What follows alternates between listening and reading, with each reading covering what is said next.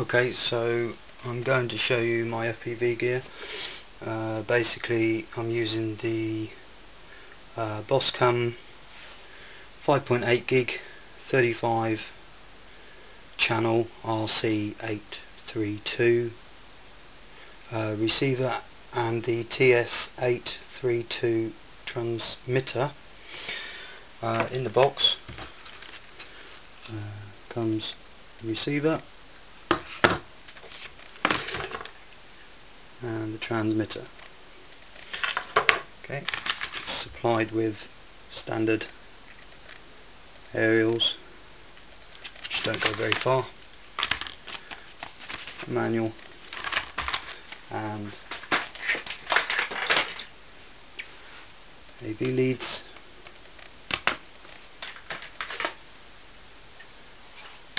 a power lead which I've connected a Dean's connector on the other end. Okay, I've upgraded the aerials to the polarised Boscams for increased range and video quality and less breakups. So I'll plug it all together, show you it working. Okay, so this is just a very cheap Chinese TFT screen. Unfortunately it does have blue screen if no reception. It's not so much of an issue for me, it could be an issue for others, but it's about £25 off eBay. So okay, so literally that is a power socket, so we'll plug that one into there. It doesn't do anything, there's no speakers on here, and that will be plugged into AV1. We could plug a DVR recorder into AV2, or we could plug that directly into the video DVR and from the DVR into this. That apparently stops the blue screen issue if you want a way around that. However, some people say that there is a second delay on what actually happens on the camera to actually what you see on the screen. So it's down to personal preference and playing with just the way around you've wired things. Okay, so power this up.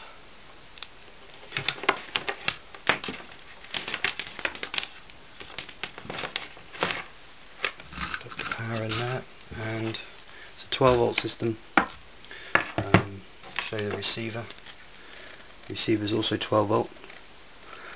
Needs, unlike the Fat Sharks, which have a voltage stabilizer to iron out any voltage sag from your flight battery, this does not have that. It's an upgrade that I'm going to put on anyway, because it's a filter. From what I've tested so far, it actually doesn't need it. What it's actually going to do for me is give me a nice plug to plug into the balance lead. At the moment I've got two Futaba sockets glued together with the positive and negative, which I must remember to check on the battery. That's just a temporary fix. Okay, so we'll plug that in there. What basically happens is those two wires are one cell, those two middle wires are one cell, and those two wires are one cell. However, if you link from this red and this black, you get the full 12 volts for 3-cell battery. That's basically how I've done it. So we'll plug that in, and currently using channel 21. Flick through frequency.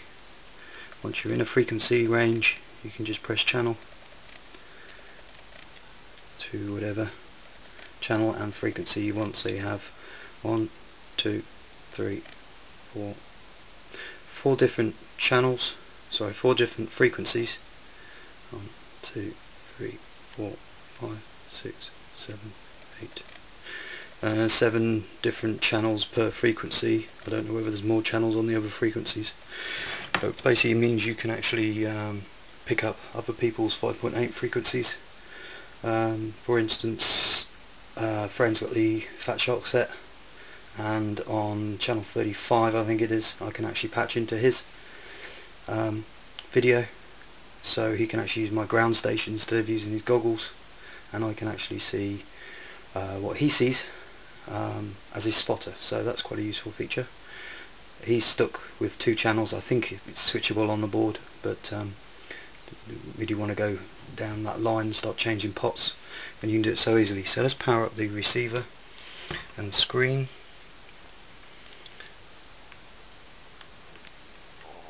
Like that.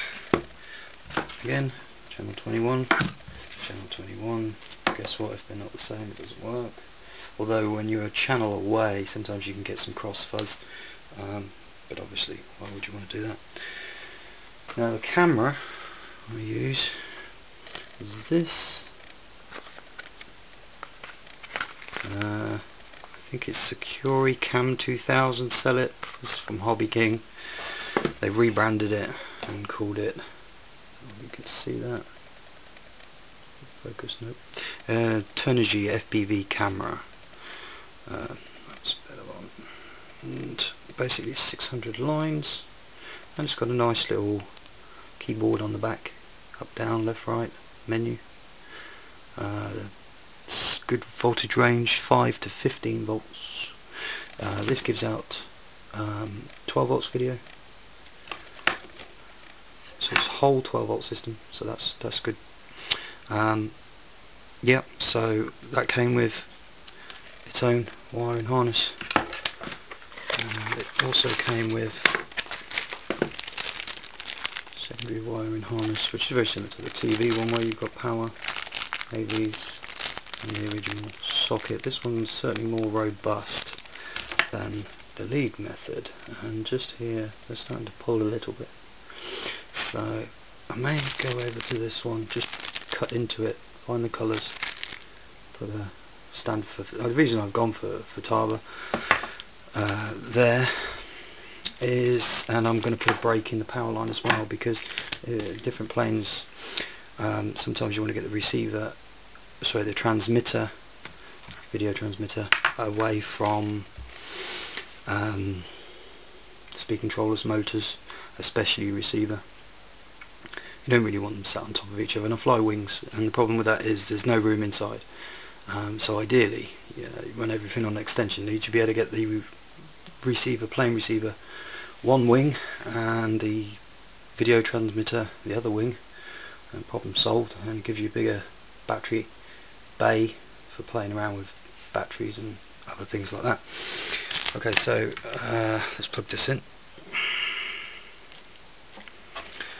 And take the lens cap off. And then we have, put this near the camera, we have exactly what we have there. Now I haven't really played with the settings in my camera, or certainly haven't found the optimum setting to be on yet. Plus we're indoors and the monitor is set up for outdoor use, so you'll notice brightness is 100%, contrast 100%, colour 100%, and the rest is just rotation and PAL or NTSC. Okay, so this is a PAL camera. In the UK this is what we use. If I zoom in on the screen a little bit, like that, focus. Okay, so just by me pushing these buttons, the middle one is menu, it brings us up. I'll tell you what we'll do, we'll put that cap back on, see that nicely there. Move the camera a little bit.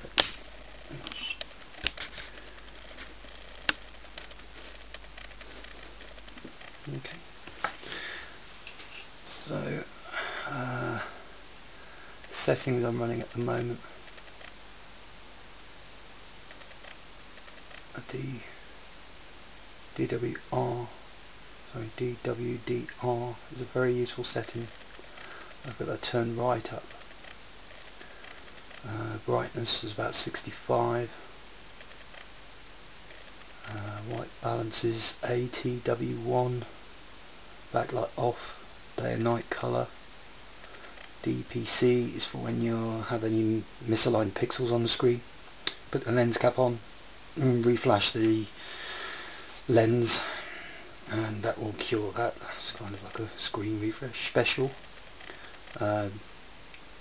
Nothing there where you see it. I think that connection on that camera is getting a bit dodgy now, so would you just play with these things yet? Look at what it will do. At the moment, by the time I've got the screen bright enough, the clouds are almost like a negative image, so I've got to play around with those a little bit more. Could well be because I'm using an LCD screen instead of goggles. One of the drawbacks, I'm sure. But I don't like the full immersion on goggles. I prefer the screen so I can actually keep the plane in sight. My particular FPV is not used for flying planes as such, although I do give it a go occasionally. It's mainly for being able to focus on what my main camera is actually seeing, viewing. So if I'm filming a tower or an obelisk or something like that, then I actually know what I'm looking at. So that's mainly what it's used for. Yes, I put it on a plane and I try and fly around, but to be honest I keep getting lost. I don't really know where I am, and I find that very hard, because I do fly in spectrum and I'm very suspicious about going out of range, although we are doing some range tests on that soon. So we did a range check test on these. This was above head height. This was on a test rig that was driven 2.5 miles away, and I lost video signal because it's 5.8 and the driver had to go through towns and through dips in the ground and things like that, so I lost video. But as soon as he popped out into line of sight, I had the video back, so that worked really well. Yeah, that's about it really. You can tune into other people's set, especially Fat Shark, which is useful. It's got an AV out too, so you can perhaps put that into a DVR or even plug a set of goggles in there. You can flick between almost, well, I think every 5.8 gig channel there is. It runs on 12 volts, so 12 volt camera. I'm sure if you don't have a 12 volt camera, you'd be able to put a regulator on LiPo, bring it down to 5, or you may be able to get some power out of the receiver to 5 volts, 5-6 volts. But yeah, I chose a 12 volt camera, so everything was 12 volts. So yeah, that's about it for now. I'm going to put all that in where it is going to live, and probably review this video again to see how we're going, how good the range actually is, any issues, and hopefully find an optimal setup for this camera. And in a few weeks, when the DVR recorder comes, I'll be able to record actual footage to back this video up as well. I think that's about it. I don't think there's anything else I've missed. Very easy set to use. I mean, it is plug and play. I actually find it easier than the Fat Shark set, and a whole lot more options than the Fat Shark set. OSD will be added again to cure that line of sight problem that I seem to be going through. I'll have a idea of where I am in terms of using instruments if I'm on my way home rather than landscape. Yeah, so that's about it, I think.